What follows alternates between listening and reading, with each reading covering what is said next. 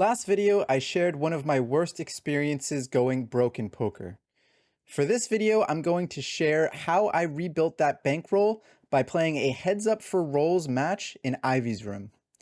It was late 2011. It was just after the World Series of Poker had ended, and I was looking to get back into action. So my friend approached me and offered me a backing deal to play a 100-200 stud 8 or better game, which was organized by a friend of mine. I accepted because I saw this as a way of getting back into action and thought this is a great opportunity. So I started playing in this 100-200 stud 8 or better game at the Aria, and as we were playing that game, I had noticed there was another mix game that was running adjacent to it, a 150-300 mix. So the story starts with a typical day playing the 150-300 mix at Bellagio. There was regulars there like Elia Lesra, Mark Gregorich, all sorts of different pros from Vegas. And once in a while, we would see a bunch of these recreational players come through, love to gamble it up, and they would stay for a week or two. The game was really fun. Anyway, one day I was playing the 150-300 mix, and in came a player named Ali Islami. I wasn't really sure what to expect because I wasn't too familiar with him, but judging by the other player's reaction, I assumed he was a pro of some kind or maybe a player prior in the game. It was the Raz rotation of the mix game. For those of you not familiar with Raz, you have to make the worst hand in order to win the pot. And in Raz, ace is considered low. So ace 2, 3, 4, 5 is the best hand in Raz. Ali was playing on my right, and on the right of him, a king brought in, as the king is the worst card in Raz. And so Ali had a jack in front of him and raised. I was a bit confused because there was a bunch of low cards behind, and in Raz, like I mentioned, low cards are much better than high cards. So typically you don't see players playing a Broadway card like a jack or a queen or a king. You're usually just going to see them fold and watch the lower cards battle it out. So I had a 7 and I re-raised Ali. We ended up getting to the river, and he turned over a jack high, which ended up beating me because my low cards ended up pairing, and in Raz, pairs are bad. So he scooped the pot. I looked at Mark Gregorich across the table and thought, is this guy playing the right game? Did he think it was maybe stud high? Because typically you just don't play these high cards in Raz. So I asked Greg, do you think that he thought it was the wrong game? And Greg said, nope, I think he thinks it's exactly Raz. And so I bet him $100 that Ali didn't know what game it was. I asked Ali, did you think this was stud high? And Ali just said, nope. And so I thought, okay, this must be an action player. I'm just going to keep playing and I'll take note. We continue to play a bunch of pots at Raz and stud high and stud 8 or better, and every one of the games it seemed like Ali was just drumming up action, playing a bunch of hands that a lot of players typically wouldn't play in these games. And it was at that point that I started a conversation with him.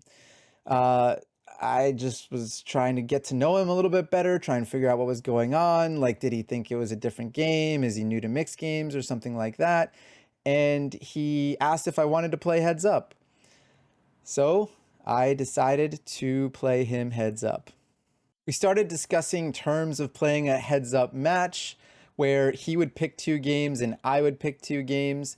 But the problem was my backer was the one that was able to put me into these games. So I personally couldn't make this decision without talking to my backer. So I stepped away from the table, called up my friend and asked him, hey, could I play this heads up match with this player I think is playing really poorly? And my friend was like, sure, but I just don't have money to send you to play this heads up game right now. It's kind of hard to wire money instantly into Vegas from outside. So I went back to the table, talked to Ali, said, hey, I don't have the money to play heads up right now, but I'm happy to play in the future anytime you'd like. And so we agreed that in the future, if we saw each other, we would play heads up. Fast forward to about a week or two later, and it was a dead day at the Aria. The games weren't really running. All the mixed was not running either. And so I was just walking around Aria and I ran into Ali. A smile immediately hit his face and he was like, "Hey, heads up, we're gonna play heads up now." And I said, sure. I had recently just gotten some money from winning a prior session. And so I had about 11,000 in my pocket. I told him, hey, I have 11K on me. I can't really get too much more money. What do you want to play? What stakes? And he said, okay, so this is what we'll do. I'll pick two games, you pick two games, and we'll start out at 150, 300 heads up with the 4-game rotation. I said, sure, sounds good. And he said, the only caveat is if you beat me out of 3,000 at the 150, 300 game, we're going to up it to 200, 400. And then if you beat me for 5K at 200, 400, we up it to 300 and 600, and so on and so on. And so there's always this upping the stakes part of the match, which I thought was a little strange. I didn't really think too much of it, but I thought, hey, if I'm winning and we're upping the stakes, why not? So I agreed. We went over to Ivy's room, which was empty at the time, luckily, and asked the floor if we could play this game. And they said, sure. So I sat down, I bought in for 11K, and we started our match. To start the match, Ali had a masseuse come over. He ordered some food and got real comfortable. I was a bit nervous. I hadn't played a heads up match before in a live poker setting, so I didn't really know what to expect, but I knew I was very confident in my game. And the two games that Ali picked, I believe, were Badugi and Triple Draw. Two games which surprisingly I've had a lot of experience at prior to the match, and so I thought, perfect. He picked two games that I am very good at. And the two games I picked were, of course, Raz, and then I also picked Stud 8 or Better, which was one of my best games at the time. So we started our match and we were playing for about a half an hour. I ended up beating him out of the 3,000. So we upped the stakes to 200, 400. At this point, I ended up beating him for 5,000 for a total of 8K. So we upped it again to 300 and 600. I ended up beating him for another 8K. And so it was at this point where Ali shooed away the masseuse. We upped the stakes to 400, 800, and it seemed like he started sitting forward in his seat when you're trying to start trying real hard. I got that impression that he was just having fun prior to that, but now that it was 400, 800, he was ready to play. So we started battling at 400, 800 for about a couple of hours. I think I was up something like 20 or 30,000 at this point. And out of nowhere, this other player enters Ivy's room. Now, I wasn't really sure who it was at the time, but it was a player named Ray D, who was a high stakes cash game regular. And I guess they had some kind of weird history because the second Ray came into Ivy's room, he just started talking trash to Ali. And the first thing he said was, do you want me to tell this kid over here why you're such a scumbag? And I thought, what? What's happening right now? Like, we're playing this heads up match, and this guy just came in and just starts abruptly talking trash. And I didn't know what was going on. Ali kind of shrugged it off and didn't respond.